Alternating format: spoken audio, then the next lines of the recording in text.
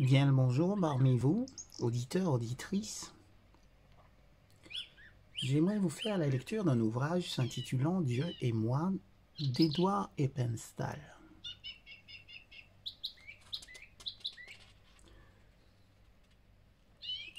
En date du 18 mars, le temps de la visitation de Dieu.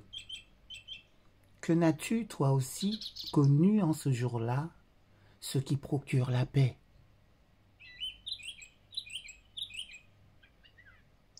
Tu n'as pas connu le moment où tu as été visité. Luc chapitre 19, versets 42 et 44. Nous devrions en savoir plus que quiconque sur le temps de la visitation de Dieu. L'idée de visitation dans la Bible implique généralement une intervention spéciale de Dieu dans les affaires des hommes. Ne pas reconnaître ce temps entraîne de graves conséquences, car cette erreur fait apparaître un grave déclin de la clairvoyance et de l'expérience spirituelle.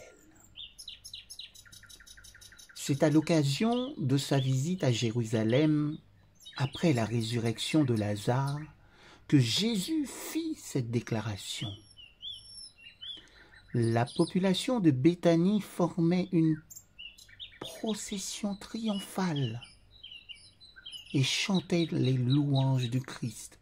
Hosanna au fils de David. Matthieu chapitre 21, verset 9. Arrivé en vue de Jérusalem, Jésus s'arrêta. Il jeta sur la sainte cité,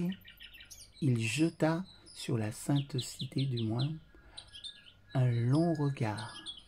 Ses yeux se remplirent de larmes. Par-delà son jour, il voyait quelques 40 ans plus tard celui de la destruction de la ville. C'est à ce moment-là qu'il prononça ces mots solennels. Tu n'as point connu, tu n'as point reconnu le temps où tu as été visité. Luc chapitre 19, verset 44. Voici que votre demeure va vous être laissée déserte. Matthieu 23, verset 38.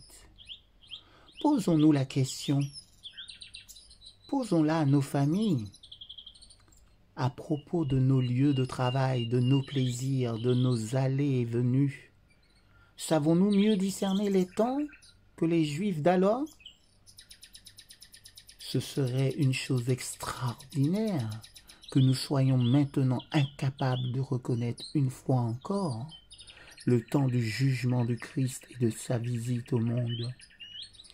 Vivre dans l'attente du prochain retour de notre Seigneur devrait nous pousser à nous préparer à sa rencontre. C'est le moment d'avoir une nouvelle vision spirituelle, d'acquérir une puissance nouvelle, un désir plus chaleureux et un amour plus pur pour le Christ. Si nous répondons chaque jour à la voix de Dieu, si nous nous consacrons chaque jour au Christ et à son service, alors, à sa venue, nos cœurs et nos vies passeront tout naturellement de ce monde à l'autre. Assurons-nous que tout est en ordre en nous. Cherchons premièrement le Christ et son royaume. Faisons de la vie avec lui notre norme, notre but suprême. Agréable journée à tous et à toutes, sous le regard béni de notre Seigneur Jésus-Christ.